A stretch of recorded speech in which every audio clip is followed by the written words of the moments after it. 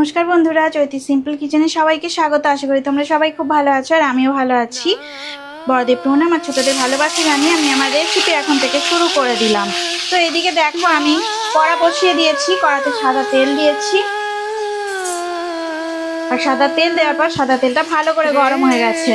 তো আমি দেখো গাজর দিয়ে দিলাম, এইভাবে কুচি করে একদম ছোট সাইজের একটা গাজর দিয়েছি।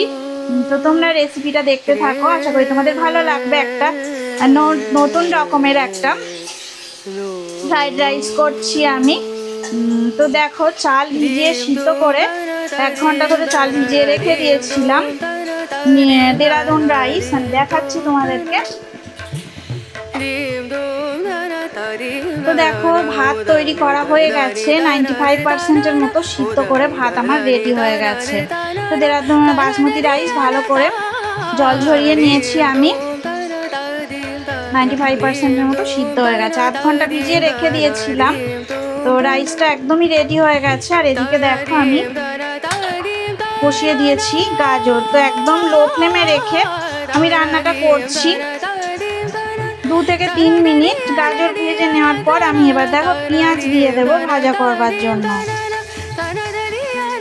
তো পেঁয়াজ দিয়ে দিলাম।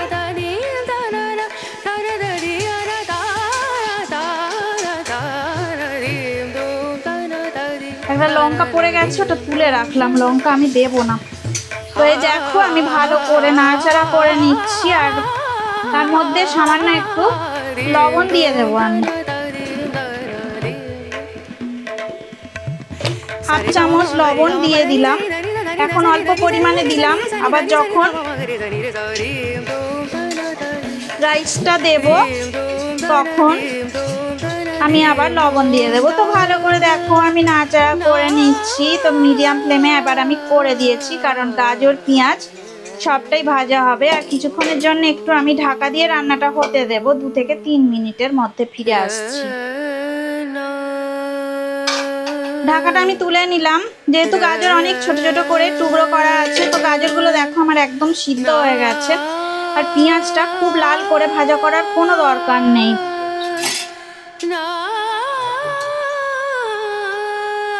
এবার দেখো, আমি মটরশুঁটিগুলো দিয়ে দিলাম। আমি সিদ্ধ করা মটরশুঁটি স্টোর করে রেখেছি, আমি এর আগে তোমাদেরকে দেখিয়েছি যে কিভাবে স্টোর করতে হয় মটরশুঁটি। তো সেই মটরশুঁটি, সিদ্ধ করা মটরশুঁটি আমি দিয়ে দিলাম। শীতকালে যে মটরশুঁটিগুলো রেখে দিয়েছিলাম, তো সেই মটরশুঁটিগুলো স্টোর করে রেখেছিলাম। গরম জলে একটুখানি চিনি দিয়ে কিছুক্ষণ 1 থেকে 1.5 মিনিট একটু ফুটিয়ে তারপরে আমি তুলে নিয়ে জল ঝরিয়ে স্টোর করেছি ডিপ ফ্রিজে। তো এখন দেখো, গাজর মটরশুঁটি সমস্ত কিছুই আমার ভাজা হয়ে গেছে। তো এখন আমি দিয়ে দেব টুকরো করা পানির টুকরো দিয়ে দিলাম। তো এই পানিরগুলো আমার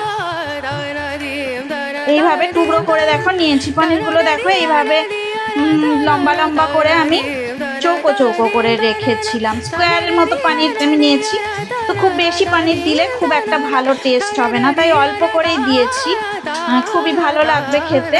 এইভাবে তোমাদের ইচ্ছা মতন তোমরা টুকরো করে দিতে পারো, সরু সরু করেও দিতে পারো, আর এরকম গাজরের মতো ছোট ছোট করে দিতে পারো। তবে সেটা মেখে যাওয়ার চান্স বেশি, তাই এই জন্য আমি এইভাবে দিয়ে দিলাম। তো একটু লো ফ্লেমেই আমি রেখে দিয়েছি। এইভাবে দেখো, আমি এবার রাইসটা দিয়ে দিলাম। এই যে আমি বাসমতি রাইস সিদ্ধ করে রেখে দিয়েছি, সেই বাসমতি রাইসটা আমি দিয়ে দিলাম। 95%-এর মতো সিদ্ধ করা আছে। আমি অল্প করে ওপর থেকে দেখো লবণ দিয়ে দিচ্ছি। আমি যেহেতু লবণটা সিদ্ধ করার সময় দিইনি, তাই পরিমাণ মতো একটু লবণ আমাকে দিতে হচ্ছে। কারণ মনে হলে সামান্য একটু চিনি দিতে পারো, যেহেতু আমাদের বাড়িতে সেরকম চিনি কেউ পছন্দ করেন না, তাই জন্য আমি চিনি দিলাম না। আর ঝাল ঝাল করতে গেলে গোলমরিচের গুঁড়োও দিতে পারো। তো এই রাইসটা আমি এইভাবে একদম সিম্পল সাধারণভাবে রাঁধবো। দেখো কত সুন্দর দেখতে হয়েছে। পানির দিয়ে আমি রাইসটা করছি।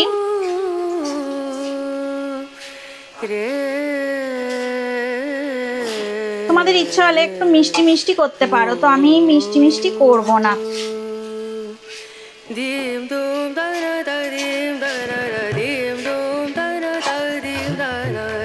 তো একদম নাড়াচাড়া করে নিচ্ছি লো ফ্লেমে। তো অনেকটাই সুন্দর দেখো দেখতেও হয়েছে, কালারফুল, দারুণ লাগছে দেখতে।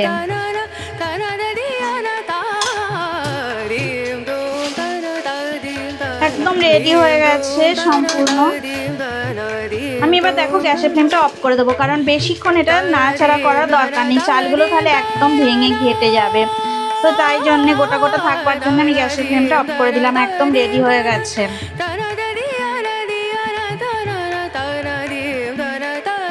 দেখো পনির দিয়ে, মটরশুঁটি দিয়ে, গাজর দিয়ে সুন্দর করে ফ্রায়েড রাইস আমার একদম রেডি হয়ে গেছে।